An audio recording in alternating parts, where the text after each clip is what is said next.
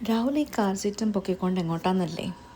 ഞങ്ങൾ ഇന്ന് നമ്മുടെ റൂംമേറ്റ്സിനെ പിക്ക് ചെയ്യാൻ വേണ്ടിയിട്ട് എയർപോർട്ടിലോട്ട് പോകാട്ടോ. അപ്പോൾ കുഞ്ഞിനിരിക്കാൻ വേണ്ടിയിട്ടുള്ള കാർ സീറ്റാണ് അത്.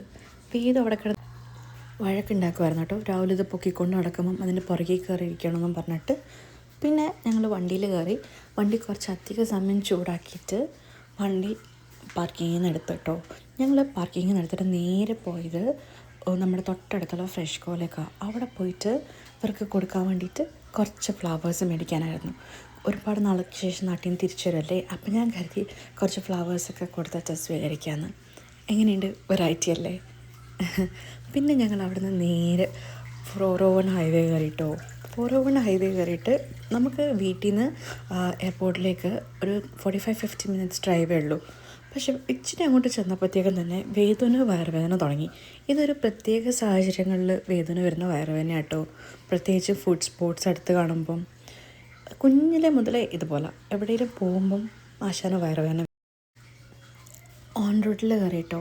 അവിടെ നിന്ന് കാര്യമായിട്ട് എന്തെങ്കിലും കഴിക്കാമെന്നും പറഞ്ഞുകൊണ്ടായിരുന്നു കയറിയത്. പക്ഷേ ഇതിനകത്ത് ഒരുപാട് ഓപ്ഷൻസൊന്നും നമുക്കില്ലായിരുന്നു. കുറച്ച് ടിമ്മും ന്യൂയോർക്ക് ഫ്രൈസും A&W ഒക്കെ ഉള്ളായിരുന്നേ. അങ്ങനെ ഞങ്ങൾ അവിടെ ഞാനും രാഹുലും അവിടെ നിന്ന് ഓരോ സ്റ്റീം ടീ മേടിച്ചു. പിന്നെ വേദനാണെങ്കിൽ ഒരു നെസ്റ്റി കൊടുത്തിട്ട് ഞങ്ങൾ പറ്റിച്ചു. കാരണം അതിനകത്ത് പ്രത്യേകിച്ച് അങ്ങനെ ഓപ്ഷൻസൊക്കെ വളരെ കുറവായിരുന്നു. പിന്നെ ഞങ്ങൾ അവിടെ നിന്ന് ഇറങ്ങി നേരെ എയർപോർട്ടിലോട്ട് വെച്ച് പിടിച്ചിട്ടോ.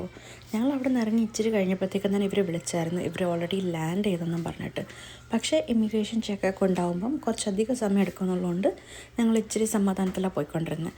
പിന്നെ ഈ ടൊറൻറ്റോ നൈറ്റ് കാണാൻ ഭയങ്കര ഭംഗിയാട്ടോ. കമ്പയർഡ് ടു ഞങ്ങൾ താമസിക്കുന്നിടത്ത് ഇവിടേക്കാണെങ്കിൽ ഇച്ചിരി 8:30-9 മണിയൊക്കെ ആകുമ്പോഴത്തേക്ക് തന്നെ ഒരുവിധം എല്ലാ കടകളും അടയ്ക്കും. പിന്നെ വലിയ വലിയ ബിൽഡിങ്സും ലൈറ്റ്സും എല്ലാം കുറവാണ്. പക്ഷേ ടൊറൻറ്റോയിലോട്ട് പോകുന്ന സമയത്താണെങ്കിൽ അവിടെ നൈറ്റ് ലൈഫ് കുറച്ചുകൂടെ ഉണ്ട്. അങ്ങനെ ഞാൻ ആകാശത്തുള്ളൊരു എയ്റോപ്ലെയിനെ വീഡിയോ എടുക്കാൻ ശ്രമിച്ചു കേട്ടോ. മേളിൽ കണ്ട ഒരു സിൽവർ കളർ ലൈറ്റ്. പക്ഷേ എനിക്കത് ക്യാപ്ചറൈസ് ചെയ്യാൻ പറ്റിയില്ല. പിന്നെ ഞങ്ങൾ എയർപോർട്ട് എത്താറായപ്പോഴത്തേക്കും കുറേ ഫ്ലൈറ്റ്സൊക്കെ ലാൻഡ് ചെയ്യുന്നുണ്ട് കേട്ടോ. കണ്ടോ, അവിടെ ഒരു വൈറ്റ് കളർ സ്പോട്ട് ആകാശത്ത്, അതൊരു എയറോപ്ലെയിനാണ്. പക്ഷേ എൻ്റെ ക്യാമറയ്ക്ക് അത് ഇത്രയും ക്യാപ്ചർ ചെയ്യാൻ പറ്റിയുള്ളൂ. അങ്ങനെ ഞങ്ങൾ പറത്ത് വിട്ടുകൊണ്ട് പോകാട്ടോ. ഇവർ ഓൾറെഡി ഇറങ്ങിയല്ലോ, പെട്ടെന്ന് എത്തുമെന്നുള്ള വിചാരത്തിൽ ഞങ്ങൾ പോയിക്കൊണ്ടിരിക്കുകയായിരുന്നു. പക്ഷേ ഞങ്ങൾ അവിടെ ചെന്നിട്ടും കുറച്ചധികം സമയം കഴിഞ്ഞിട്ട് ഇവർക്ക് ഇമിഗ്രേഷൻ ചെക്കൊക്കെ കഴിഞ്ഞിട്ട് ഇറങ്ങിയിട്ടുള്ളൂ. അപ്പോൾ നമ്മൾ എയർപോർട്ടിൻ്റെ തൊട്ടടുത്ത് എത്തിയിട്ടോ. അവിടെ ഫ്ലൈറ്റ്സൊക്കെ നിർത്തിയിട്ടിരിക്കുന്നതൊക്കെ നമുക്ക് കാണാമായിരുന്നു. ഇതൊക്കെ വൺസ് ഇൻ എ വൈൽ കാണുന്നതായതുകൊണ്ട് തന്നെ കുറച്ചധികം എക്സൈറ്റ്മെൻറ്റ് ഞങ്ങൾക്ക് ഉണ്ടായിരുന്നു കേട്ടോ. പിന്നെ ഞങ്ങൾ പാർക്കിംഗ് സ്പോട്ടിൽ പോയിട്ട് വെയിറ്റ് ചെയ്തു. അപ്പം ഞാൻ പറഞ്ഞില്ലല്ലോ, നമ്മളൊന്ന് ഒറ്റയ്ക്കല്ല കേട്ടോ പോയത്. നമ്മുടെ കൂടെ എൽദോ ഉണ്ടായിരുന്നു കേട്ടോ. കാരണം ഇവരുടെ കയ്യിൽ 6 പെട്ടിയും ഒരു കുട്ടിയുണ്ട്. അപ്പോൾ എല്ലാം കൂടെ ഒരു വണ്ടിയിൽ നമുക്ക് തിരിച്ചു വരാൻ പറ്റില്ലല്ലോ. അതുകൊണ്ട് നമ്മൾ 2 വണ്ടിയിലായിട്ടാണ് പോയിട്ടോ. പിന്നെ പാർക്കിംഗ് സ്പോട്ടിൽ എത്തിയിട്ട് വെയിറ്റ് ചെയ്തുകൊണ്ടിരുന്നപ്പോൾ മേളിൽ കൂടെ പോയ ട്രാമാണ് നേരത്തെ കണ്ടത്. ട്രാം ഒരു 3-4 തവണ അങ്ങോട്ടും ഇങ്ങോട്ടും പോയി കഴിഞ്ഞിട്ടാണ് ഇവർക്ക് ഇമിഗ്രേഷൻ ചെക്കൊക്കെ കഴിഞ്ഞിട്ട് വെളിയിലോട്ട് ഇറങ്ങാൻ പറ്റിയിട്ടോ. പിന്നെ ഞങ്ങൾ നേരെ പാർക്കിങ്ങിൽ നിന്നെടുത്ത് നമ്മുടെ എക്സിറ്റ് കൗണ്ടറിൻ്റെ അറൈവൽ കൗണ്ടറിൻ്റെ അടുത്തോട്ട് പോയി.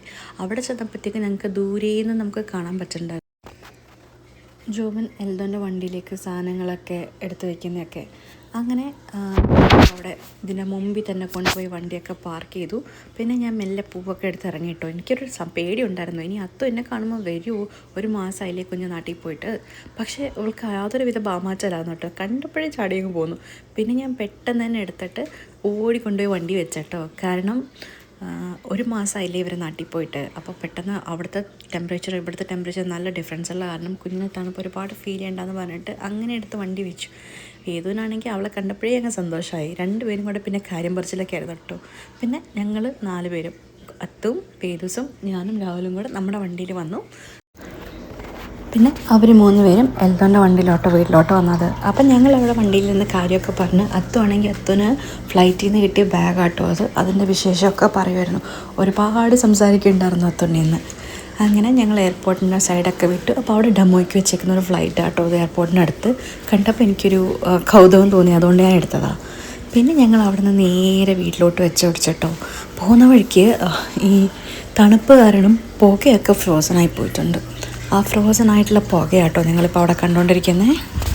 പിന്നെ ക്യാമ്പ് എത്താറായപ്പോഴത്തേക്കും രാവിലെ ഇറങ്ങിയിട്ട് പോയി പെട്രോളൊക്കെ അടിച്ചിട്ടോ.